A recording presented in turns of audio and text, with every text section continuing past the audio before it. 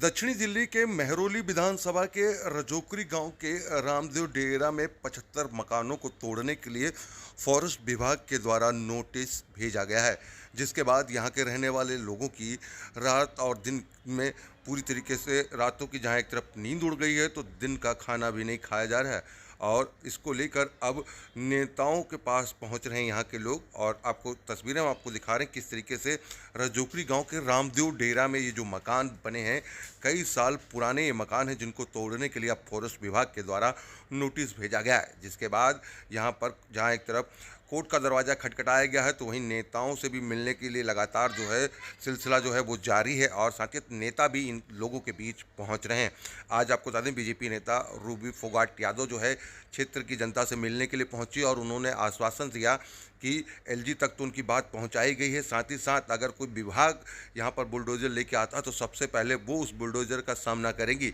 और यहां पर आपको बता दें, जिस तरीके से ये रामदेव डेरा है, यहाँ पर सारी मूलभूत सुविधाएं सरकार के द्वारा जो दी जाती हैं वो यहाँ है। बिजली, पानी, साथ ही साथ सीसीटीवी कैमरे तक जो है वो भी यहाँ पर लगवाए गए हैं। लेकिन उसके बावजूद भी इन मकानों को तोड़ने के लिए नोटिस चिपका दिया गया, जिसके बाद यहाँ के रहने वाले लोग काफ़ी ज़्यादा चिंतित हैं। तो वहीं सामाजिक लोग जो हैं वो भी पहुँच रहे हैं, राजनेता हैं वो भी यहाँ पर पहुँच रहे हैं। और उसी क्रम में बीजेपी की जो नेता हैं आज रूबी फोगाट यादव, वो यहाँ पर पहुँची हैं और उन्होंने कहा यहाँ के रहने वाले लोगों को चिंता करने की ज़रूरत नहीं है, वो मकान नहीं टूटने देंगी। अब जिस तरीके से नेताजी के द्वारा ये जो आश्वासन दिया गया और जो विश्वास दिलाया गया है, उससे आने वाले दिनों में क्या इन लोगों को चेहरे पर खुशहाली लौट कर आएगी ये देखना होगा। लेकिन अभी तक जो आश्वासन है वो मिल रहा है और उस पर नेताओं के आश्वासन पर जो जनता है उनको भी भरोसा है, क्योंकि ये उन्हीं के क्षेत्र के नेता हैं जो हमेशा सुख दुख में इनके साथ खड़े होते हैं।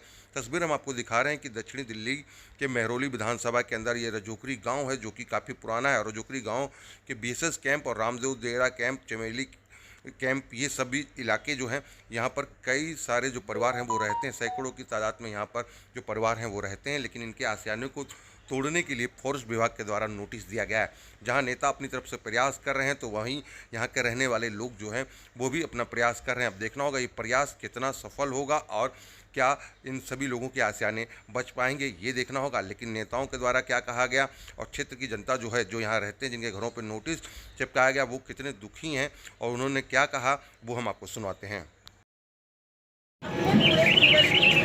अपने परिवार को बसाने के लिए, अपना वंश बढ़ाने के लिए छत का इंतजाम करता है, जो हमारे जीवन का सबसे पहले जिसे कहते हैं जो आधार है वो हमारा घर है। उसी आधार के ऊपर अगर हथौड़े चले, बुलडोजर चले, हमारे अरमान को कुचल दिया जाए, हमारी रोजी रोटी तो बाद की बात है, पहले तो वो जब उस छत को तोड़ने की बात आती है तो इससे बड़ा दर्द, इससे बड़ा दुख कोई और हो नहीं सकता।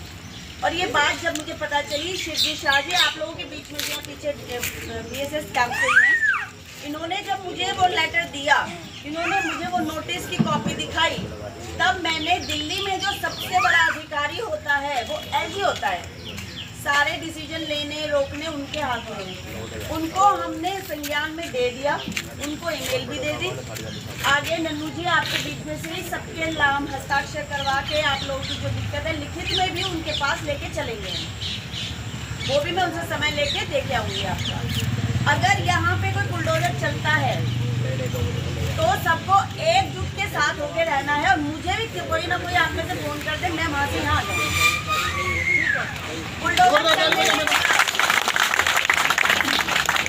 क्या सब अपने घरों में बैठे हैं और कुछ कह रहे हैं कि हम नहीं जा रहे, हमारा घर नहीं टूट रहा है? नहीं, अगर ये नोटिस आए हैं तो टुकड़ों में आप लोगों को नोटिस आए हैं, सबको तो एक साथ आए नहीं। अगर सबको आते हैं तो सब एक जगह खड़े हो जाते हैं तो इसका मतलब ये है फिर ये टूटता नहीं। लेकिन टुकड़ों में अगर टूटेंगे तो फिर कोई ज्यादा लोग आप उनके ऊपर हावी नहीं हो सकते। तो इसलिए ये मत सोचो भाई तेरे घर में आग लगी है तो मैं क्यों पानी लाऊं, ये सोचो तेरे घर में आग लगी है, आज मेरे घर में भी आने वाली है तो मैं पानी लेके आऊं। इसीलिए देखिए यहाँ पर जो ऐसे भी लोग हैं जिनकी उम्र 50 साल 55 साल 60 साल हो गए, जिनके जन्म यहाँ के हैं। तो जब जिस व्यक्ति का जन्म इस ज़मीन का, इस धरती का है, तो ऐसे में उसके घर को जब तोड़ा जाता है, इससे बड़ा कष्ट, इससे बड़ा दुख, इससे बड़ी तकलीफ कोई और किसी के लिए हो नहीं सकती।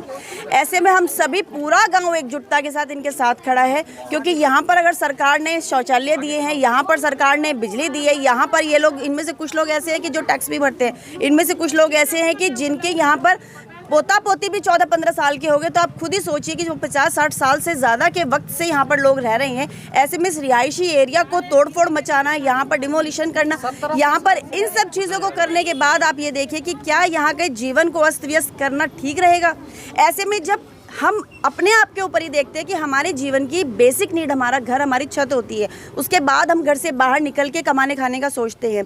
तो जब छत ही हमारे सिर पे नहीं रहेगी और इस चिंता में कि छत सिर पे नहीं रहेगी, ये माताएं बहनें 15 दिनों से 10 दिनों से कुछ खा पी नहीं रही हैं, इनके शरीर खोखले हो गए, तनाव इनके घरों के अंदर बैठ गया, इनके शरीर के अंदर तनाव बैठ गया है, ये लोग ठीक से काम धंधे पे नहीं जा पा रहे हैं, तो इनका जो जीवन है नर्क से भी बदतर हो गया है।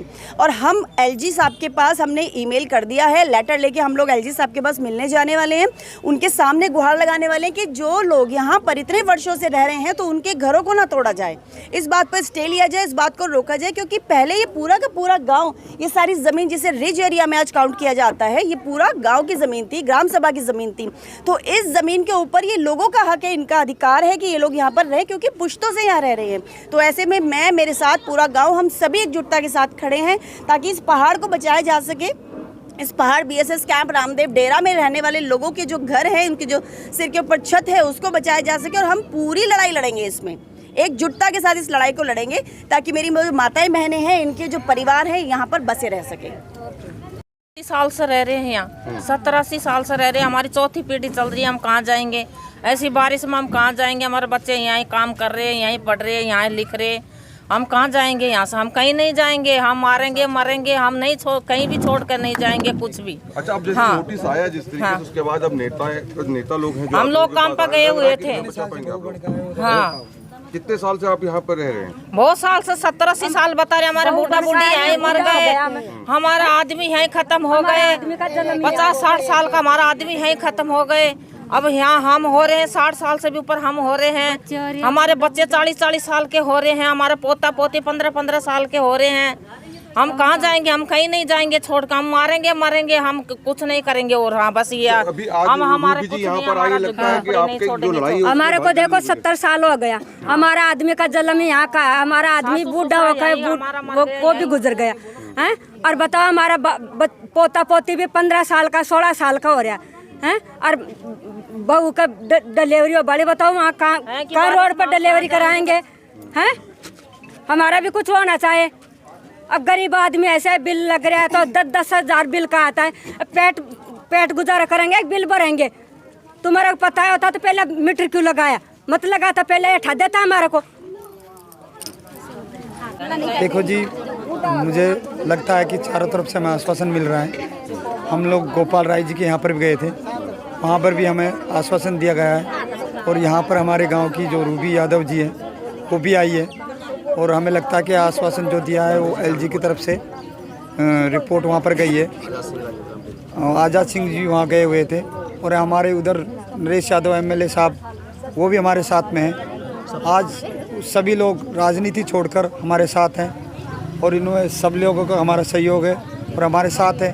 हमें लगता है, हमारी उम्मीद है कि हमें हमारा आशियाना बच जाएगा। तो पूरी की पूरी कमाई आप लोगों ने अपनी इसी आशियाने में लगा दी।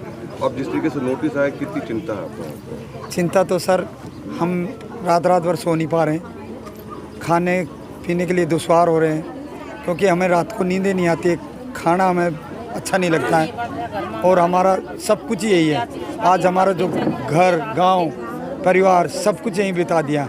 हमारे पीछे जो गांव है, वो गांव भी आज हमारा रजोकरी है। जो ये कहे कि हमारा गांव नहीं, ये हमारा ही गांव है, और हमारी पीढ़ियां यहाँ पर बीत गई हैं। जब हमारा जी का जन्म हुआ है तो गांव हमारा ये हो गया। हमारा गांव वो नहीं है कि हम राजस्थान जाए तो वो है, नहीं। जब हमारी पीढ़ियां यहाँ पर बीत गई, हमारे बाप दादा यहाँ पर हो गए, हमारे बच्चे यहाँ पर हैं, तो हमारा सब कुछ यहीं पर है। अब कितने दिन का टाइम दिया है जो रिच ने, फॉरेस्ट टाइम तो जी हमें 7 दिन का दिया गया है, और हम कल गोपाल राय जी के यहाँ पर भी गए हुए थे और वहाँ पर फॉरेस्ट डिपार्टमेंट को भी बुलाया गया है, उनसे भी बोला गया है। तो उन्होंने बोला जी हमारे इसका अकेले का कोई काम नहीं है। ऑफिसर ने बोला ये हमारे सारे उसका है और मैं अकेला कुछ नहीं कर सकता और इसमें जितना भी हो सकेगा हम सहयोग करेंगे। और गोपाल राय जी ने आश्वासन दिया है कि आपका एक मिनट हटने नहीं देंगे। और उधर एलजी के वहाँ से भी हमें आश्वासन मिला है। हमारे साथ नरेश यादव एमएलए भी हैं और इधर रूबी यादव जी ने हमें आश्वासन दिया है कि हम आपके साथ हैं और हमें उम्मीद लग रही है कि हमारी एक भी यहाँ से हटेगी नहीं।